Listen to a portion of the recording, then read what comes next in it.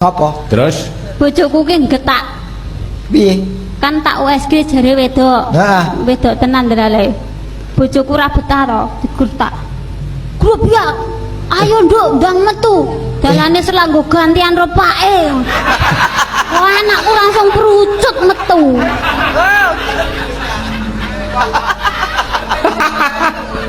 Lah, Tenan wi. dalane selak nggo gentenan. Karo pake. Lah, Pak iki bojomu. Ya bojoku. Bojomu ki kulinane lewat ndi engko tak tututane.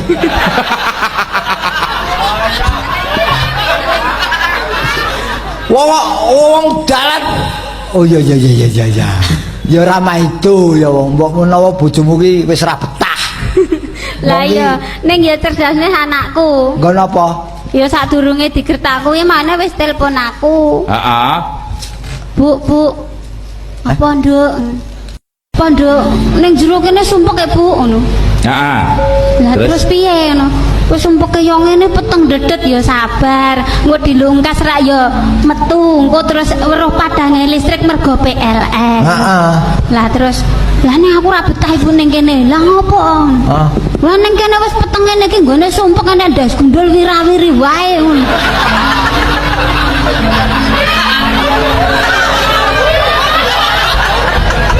Apa?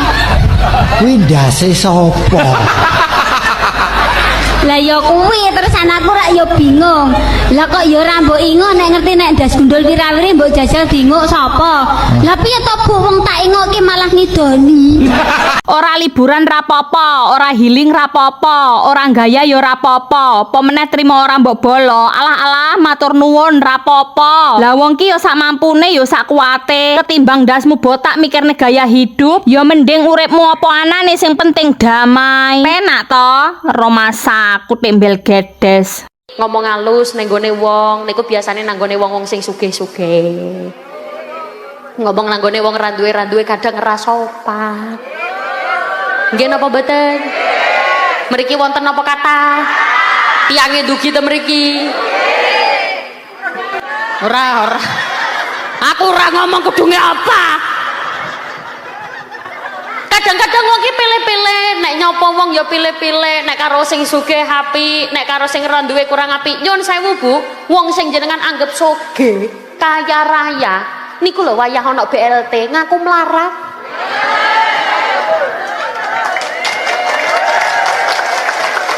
Nah, wonge saiki keplok-keplok. Au mengandung, melahirkan, menyusui ayah, seto, kok tambah dikeploki piye to? Seto, dan merawat sebab apa uyah kok asin? Sebab pancene banyu segara ki teko asin terus ning kono kuwi mengandung mengandung mbokmu kuwi. Alah. Sebab di situ ada molekul. Alah, molekul untumu pucet kuwi. Ya sebabnya apa banyu segara kok asin? Sebabnya mbok dilat. Jajal rambut dilat lah yang lagaruh asin.